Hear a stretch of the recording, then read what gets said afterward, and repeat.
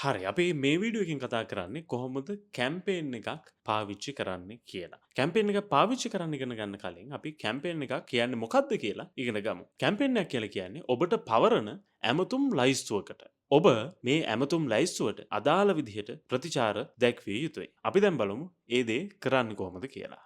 මුලින්ම ඔයාගේ ඇප් එකේ ප්‍රධාන පුවරුවට යමු. ඔයාලට දැන් ඒක පේනවා. එතකොට ඔයාගේ කැම්පේන් එක බලා ගන්න ඔයාට පුළුවන් මෙන්න මෙතන ටච් කරලා මේ දැන් පේන ලිස්ට් එකට යන්න. ඔයාට පුළුවන් කැම්පේන් කියලා මෙතන තියෙනවා. ඒ කැම්පේන් කියන එක ක්ලික් කරන්න. එතකොට ඔන්න ඔයාට අදාළ කැම්පේන් එක දැන් පහලින් පේනවා. දැන් ඔයාට උදාහරණයක් විදිහට මේ ඔක්කොම කැම්පේන් ටික බලා ගන්න ඕන නම් මේ see all campaign කියන එක ක්ලික් කරන්න. එතකොට ඔයාට මෙන්න මෙහෙම වෙනම ලිස්ට් එකක දැනට පාවිච්චි කරන කැම්පේන් මොනවද කියලා විවෘත වෙලා පේනවා. දැන් මේ තමයි ඔයාට ලැබිලා තියෙන කැම්පේන් එක. දැන් අපි පළවෙනි කැම්පේන් එක ක්ලික් කරලා බලමු. ඔයාට මේ කැම්පේන් එක කොයි විදිහටද සැලසුම් කරලා තියෙන්නේ කියලා බලා ගන්න පුළුවන්. ඔන්න ඔය විදිහට තමයි ඔයාට ඒ දේවල් පේන්නේ. දැන් සියලුම දත්ත විදිහට ඔයාට මේ දේවල් පේන්න ගන්නවා. ඊට පස්සේ අපි new කියන එක ක්ලික් කරපුවාම ඔයාට අලුතින් ලැබුණු කැම්පේන් එක ඔයාට ලැබෙනවා. ඊට පස්සේ ඔයා active එකට ගියොත් එහෙම දැනට ඔයත් එක්ක active වෙලා ඉන්න අය තමයි එතනින් පේන්නේ. එතකොට අපිට පුළුවන් new tab එකේ අලුත් customer කෙනෙක්ට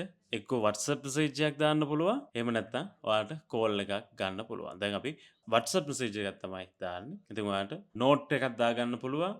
නැත්නම් කොයි විදිහටද මේ කතා බහ ඇති වුනේ කියන කාරණේ සමරියක් නැත්නම් කෙටි සටහනක් ඔයාට දාගන්න පුළුවන්.